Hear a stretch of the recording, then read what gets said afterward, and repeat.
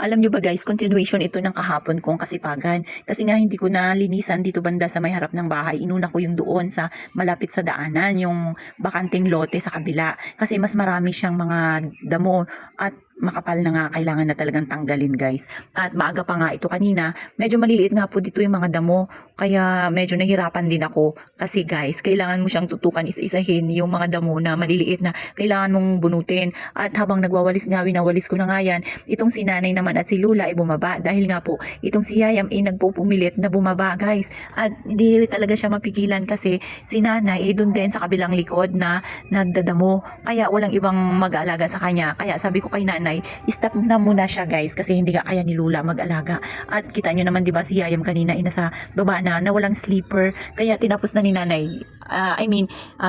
Stop ko muna si nanay sa pagdadamo doon sa kabilang likod guys kasi sa kanya talaga sumusunod si Yayam. So ayan, nagwalis-walis na rin ako dito sa may harap ng bahay. At habang nagwawalis nga po ako, tinulungan na nga rin po ako ng lola ni Yayam sa pagwawalis kasi wala din po siyang ginagawa. Alam niyo, gusto niya na nga po sanang umuwi. Kaya lang ito yung kanyang anak, itong si Big Boss, hindi niya po pinauwi muna yung kanyang nanay. Siguro guys, yun lang yung way niya dahil namimiss niya yung nanay niya guys. At nagkukunwari na galit at hindi niya pa nga paalisin.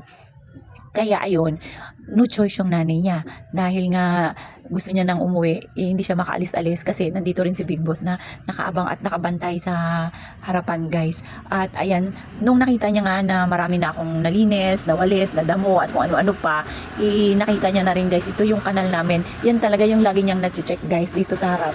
Kasi pagka nakita niya yung kanal na nagbara, talagang siya talaga yan guys yung gumagawa ng paraan para matanggal or kinakanalan niya na kaagad. Kasi guys, pansin nga namin na halos lahat dito sa mga kapitbahay namin hindi naman talaga naglilinis. Sa totoo lang, yun talaga guys yung napapansin ko sa ilang taon na namin na nakatira dito. Hindi ko talaga sila nakitaan na naglilinis ng kanal, yung kagaya ng ganito. Tapos yung concern ba guys dito sa paligid kasi nga hindi ko alam kung saang planeta sila nanggaling. At ayan nga, habang nagkakanal nga po si Big Boss, dito naman ako sa aming mga halaman na lumabas na sa bakod. At dahil nga po wala akong pang trim, pinutol-putol ko na nga lang po yan yung iba ng kamay ko. Kausap ko nga po pala dyan si nanay, lumabas po siya ng bahay para magtingin-tingin na rin. At ito naman si Big Boss guys, tapos niya nga magkanal, naalala niya pala may panunuurin siyang basketball ngayong umaga. Kaya ayan, naglagay pa nga yan siya dyan ng speaker. Gusto niya talaga malakas na malakas. At naalala ko nga po rin pala na gagawa pala ako ngayon ng suman dahil meron po akong malagkit dyan na binili nakaraan pa guys. At nakita ko nga ito yung dahon dito sa may likod namin, malaki na. At sakto naman na abot ko guys, nagpatong lang ako sa upuan. At ayan, kita nyo naman, di ba, bit-bit ko, nakakuha ako guys ng 3 mga malalaking dahon. Kaya ang gagawin ko dyan guys, parang ilalagay ko lang siya sa baga para alam nyo yun, yung hindi siya kaagad na pupunit. Kaya ganun, yun ang ibabalot ko sa suman mamaya. Sinayaw-sayawan ko nga lang po yan konti dahil medyo nakakaramdam na ako ng pagod dyan guys. At uminit pa nga ang ulo ko niyan. Alam nyo ba kung bakit? Nasira yung aking stick guys na gagamitin ko sana sa aking pagbablog. Kasi nga po, 2 na po yung nasira nila. Kaya wala na nga po talaga akong gagamitin that time guys. Kaya pinabayaan ko na nga lang sila dahil gugupitan nga po sana namin si Yayam. Yun, pinabayaan ko silang 3 guys. Stress talaga ako guys kanina dahil nga wala po akong magamit. At kita nyo naman sa aking mukha, diba, nakasimangot ako dyan. At